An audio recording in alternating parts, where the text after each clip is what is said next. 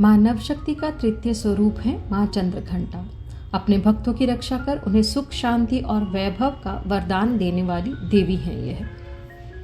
नवरात्रि के 9 दिन देवी दुर्गा के अलग अलग स्वरूपों की पूजा की जाती है। देवी चंद्रघंटा की पूजा नवरात्रि के तीसरे दिन की जाती है। पूर्ण श्रद्धा, भक्ति और विश्वास के साथ माँ चंद्रघंटा की उपासना करने से अलौकिक वस्तुओं के दर्शन और दिव्य सुगंधियों का अनुभव होने के साथ साथ कई तरह की ध्वनियां भी सुनाई देती हैं। माँ के उपासकों में वीरता, निर्भयता, सौम्यता और विनम्रता का विकास होता है। अपने भक्तों की रक्षा के साथ साथ उनके अहंकार को नष्ट कर उन्हें सौभाग्य, शांति और वैभव का वरदान देती हैं। पूजा की विधि: प्रातः जल्दी स्नान करके साफ वस्त्र पहन लें। संभव हो तो माँ चंद्रघंटा की पूजा में पीले या भूरे रंग के वस्त्र पहने। दुर्गा सप्तशती, दुर्गा कवच का पाठ करें। नवरात्रि के अवसर पर यह पाठ बहुत लाभकारी है। भोग में देवी माँ को दूध से बनी मिठाई, पकवान अर्पित करें और उनका दान भी करें। इससे घर में सुख समृद्धि आती है। माँ को खीर का भोग लगाना शुभ माना जाता है। जप मंत्र: ओम ऐं ह्रीं क्लीं। इस मंत्र का 11, 21 या 108 बार जप करने के बाद ध्यान मंत्र के द्वारा माँ चंद्रघंटा के स्वरूप का ध्यान करें। ध्यान मंत्र: पिंडज प्रवरारूढ़ा चंडकोपास्त्र कैर्युता प्रसादम तनुते मह्यम चंद्रघंटेति विश्रुता। इसका अर्थ है कि देवी माँ का यह स्वरूप परम शांतिदायक और कल्याणकारी है। इनके मस्तक पर घंटे के आकार का अर्धचंद्र है, इसलिए इन्हें माता चंद्रघंटा कहा जाता है। इनका रंग स्वर्ण के समान चमकीला है। इनकी 10 भुजाएं हैं। इनके 10 हाथों में अस्त्र, शस्त्र और बाण आदि विभूषित है। इनकी सवारी सिंह है।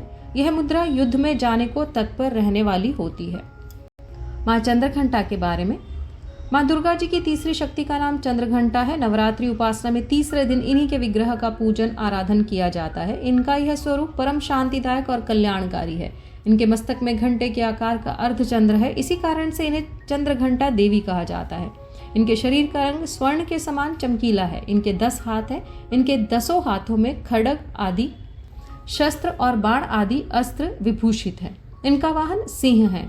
इनकी मुद्रा युद्ध के लिए उद्यत रहने की होती है। इनके घंटे की सी भयानक चंड ध्वनि से अत्याचारी दानव, दैत्य, राक्षस सदैव प्रकंपित रहते हैं, अर्थात वो हमेशा इनसे डरते रहते हैं।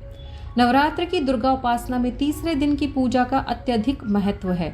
इस दिन साधक का मन मणिपुर चक्र में प्रविष्ट होता है।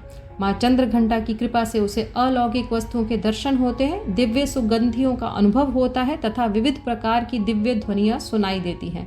ये क्षण साधक के लिए अत्यंत सावधान रहने के होते हैं। माँ चंद्रघंटा की कृपा से साधक के समस्त पाप और बाधाएं विनष्ट हो जाती हैं। इनकी आराधना सद्य फलदायी है। इनकी मुद्रा सदैव युद्ध के लिए अभिमुख रहने की होती है, अतः भक्तों के कष्ट का निवारण ये अत्यंत शीघ्र कर देती हैं।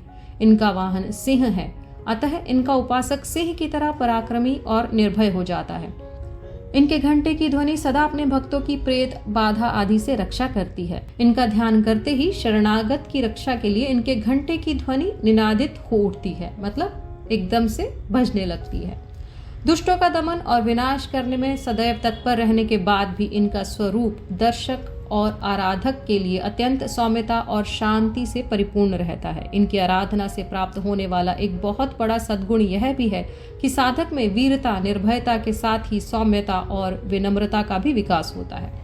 उसके मुख, नेत्र और संपूर्ण काया में कांति गुण की वृद्धि होती है। स्वर में दिव्य अलौकिक माधुर्य का समावेश हो जाता है। माँ चंद्रघंटा के भक्त और उपासक जहाँ भी रहते हैं, लोग उन्हें देखकर शांति और सुख का अनुभव करते हैं। ऐसे साधक के शरीर से दिव्य प्रकाश युक्त परमाणुओं का अदृश्य विकरण होता रहता है।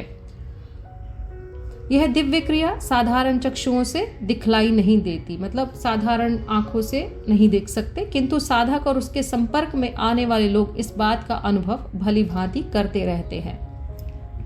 हमें चाहिए कि अपने मन, वचन, कर्म और काया को विहित विधि विधान के अनुसार पूर्णता, परिशुद्ध और पवित्र करके माँ चंद्रघंटा के शरणागत होकर उनकी उपासना आराधना में तत्पर हों। उनकी उपासना से हम समस्त सांसारिक कष्टों से विमुक्त होकर सहज ही परम पद के अधिकारी बन जाते हैं। हमें निरंतर उनके पवित्र विग्रह को ध्यान में रखते हुए साधना की ओर अग्रसर होने का प्रयत्न करना चाहिए। उनका ध्यान हमारे इहलोक और परलोक दोनों के लिए परम कल्याणकारी और सद्गति को देने वाला है। सनातन और वैदिक इतिहास से जुड़ने के लिए कृपया इस चैनल को सब्सक्राइब करें। जय माता दी।